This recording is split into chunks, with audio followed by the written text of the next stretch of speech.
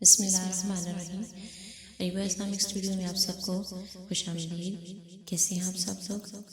آج میں آپ لوگوں کے ساتھ جو ہے صدقے کے متعلق کچھ باتیں شیئر کروں گی کہ صدقہ جو ہے بہت بڑی جو ہے ایک عبادت ہے۔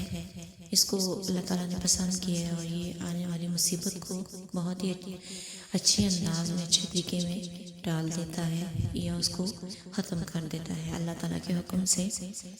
تو میں آپ کو ایک قصہ سناتی ہوں۔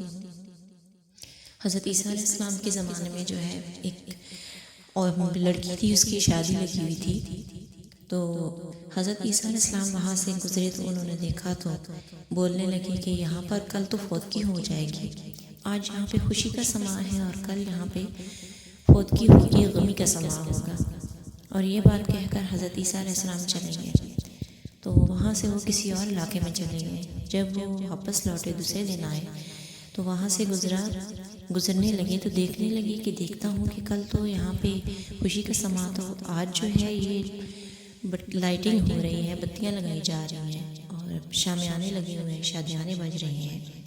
یہاں پہ کل مجھے اللہ کی طرف سے الہام ہوا تھا، تو اللہ تعالیٰ کی طرف سے میرے دل میں یہ خیال آیا تھا کہ یہاں پہ تو کل غمی ہوگی، یعنی یہاں پہ فوتگی کا سماں ہوگا۔ تو دیکھتا ہوں کہ آج یہاں پہ اندر کیسا منظر ہے۔ جب وہاں دیکھا تو ویسے ہی جو ہے خوشی کا سماں ہے اور شادی لگی ہوئی ہے اور فوتگی کا کوئی ایسا سماں نہیں ہے۔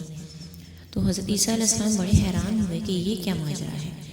تو مجھے تو اللہ تعالیٰ کی طرف سے جو ہے خیال پیدا ہوا تھا، دل میں الہام ہوا تھا، تو اب یہ کیا منظر ہے کہ یہاں پہ تو خوشی کا ویسا ہی سماں ہے، فوتگی کو کوئی سماں نہیں ہے۔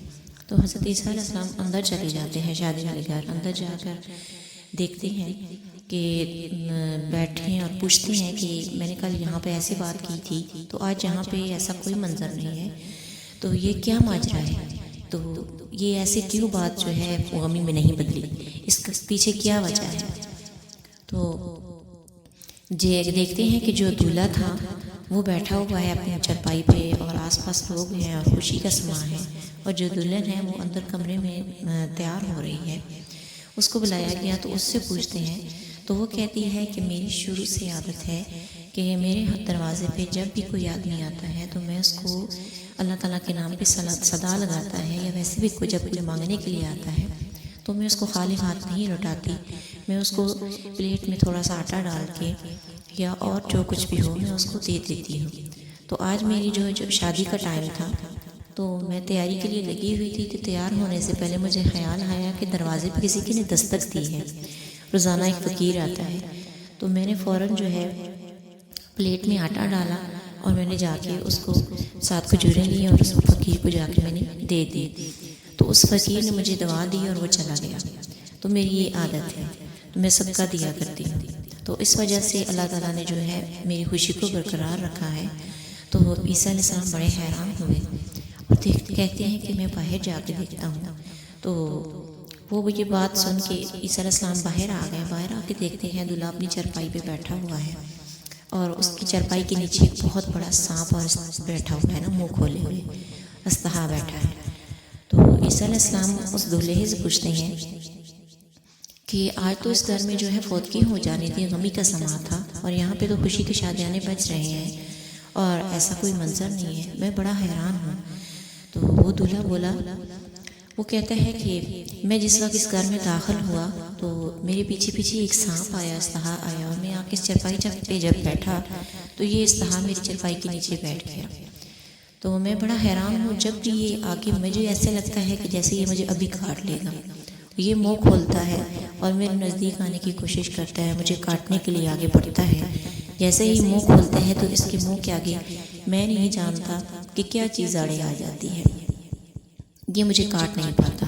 تو میں دل میں یہی خیال کرتا ہوں کہ ابھی یہ مجھے کاٹے گا اور میں ابھی مر جاؤں گا۔ تو میرا تو خیر اور کوئی بات نہیں ہے، تو بس میں ایک یہ کام کرتا ہوں۔ تو عیسیٰ علیہ السلام کرتے ہیں کہ تم کیا کام کرتے ہو اور کیا وجہ ہے کہ یہ سانپ تمہیں نہیں کاٹ پا رہا۔